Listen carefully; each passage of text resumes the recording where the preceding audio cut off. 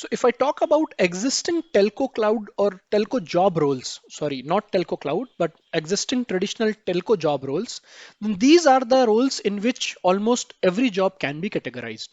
So we have OSS engineers in telcos, we have packet core engineers, voice or IMS engineers, RAN engineers, transmission engineers, and RF engineers. More or less, each and every engineer has been categorized here. So I'm not talking about the management related jobs or the telecom developers. As I said, that this is purely for the typical telco manpower that is struggling to get a new kind of jobs in the industry. Okay, so these are the job roles which are existing right now, and this is actually the decreasing order of expertise towards cloud. That means the OSS engineer is having the most matched skills for a cloud role. Okay, how? So this is the telco cloud skill set that we just discussed. So you need to know Linux, networking, Kubernetes, and OpenStack. More or less, you need to know these four technologies, right? So an OSS engineer is closest to these technologies. This is the reason of showing this sequence here. Then after the OSS engineer, a packet core engineer is closest to these technologies. Why?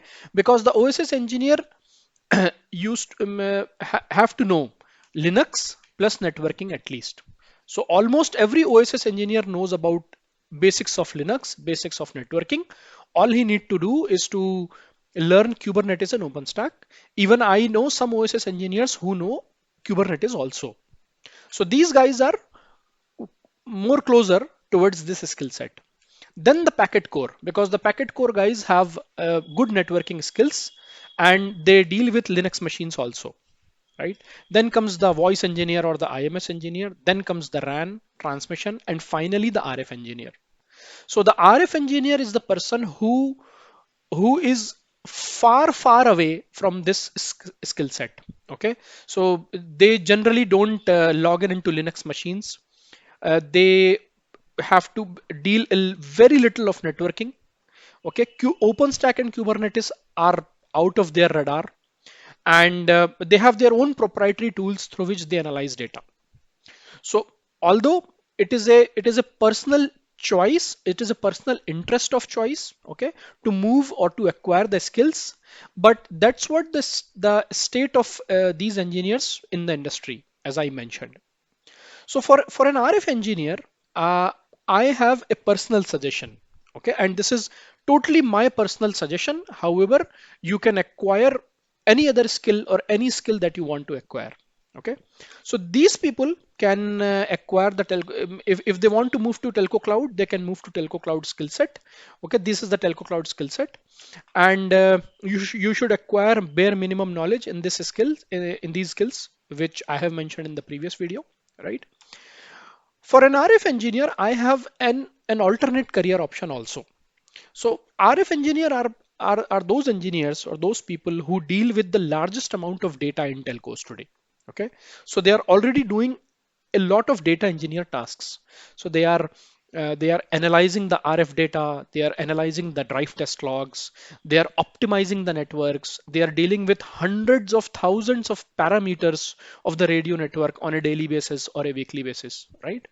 So there is a new emerging trend of data science in which people are moving towards machine learning, artificial intelligence, and deep learning kind of profiles.